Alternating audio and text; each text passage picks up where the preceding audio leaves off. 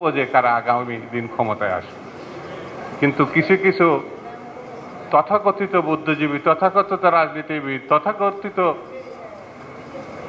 বিশেষ মহল মনে করে তারাই ক্ষমতায় আসে।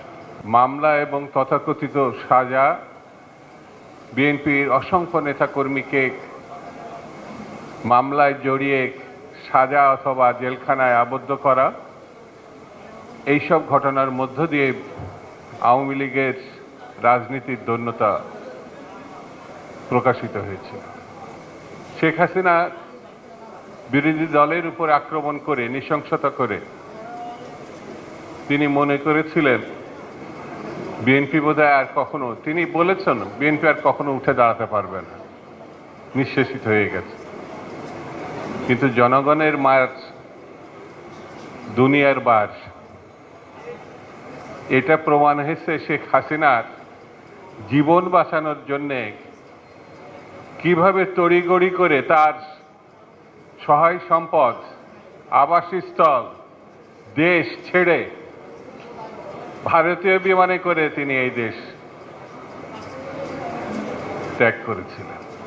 এখনো দেশের বাইরে আছে। জনগণের মায়ের কেমন এই পরিবারটা, শেখ হাসিনা এবং শেখ পরিবারটা একবার 100 ভাগ জানে।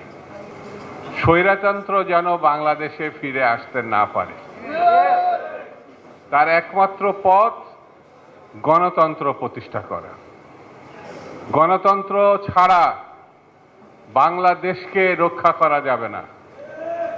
গণতন্ত্র ছাড়া মানুষের অধিকার ফিরিয়ে দেওয়া যাবে না। এই জিনিসটি বর্তমান সরকারকে মাথায় নিতে হবে। এখন অনেকেই বিএনপিকে আমলেই নিতে চাচ্ছে না। নির্বাচন হলে নাকি বোঝা যাবে কোন দল কোন ভাবে কতটা শক্তিশালী। আমরাও তাই মনে করি। আমরাও মনে করি নির্বাচনটা খুব জরুরি। নির্বাচন হলে কারা 2টা না 3টা সিট পাবে, অথবা জামানত বাজেয়াপ্ত হয়ে দেশ ছাড়া হবে, এটা নির্বাচন ছাড়া তো বোঝা যাবে না। কিন্তু কায়দা কৌশল করে সংস্কারের নামে, বিচারের নামে আরো কি কি সব ফিতনা বিষয় সামনে এনে নির্বাচনটা কিভাবে ঠেকানো যায় সেই বিবেচনায় সামনে এনেছে। আমরা মনে করি আগামী দিনে জয়নাল ফারুক সহ বিএনপির উপরে যে অত্যাচার হয়েছে তার প্রতিশোধ নেব নির্বাচনের মধ্য দিয়ে, বিএনপির বিজয়ের মধ্য দিয়ে, বিএনপির সরকার গঠনের মধ্য দিয়ে।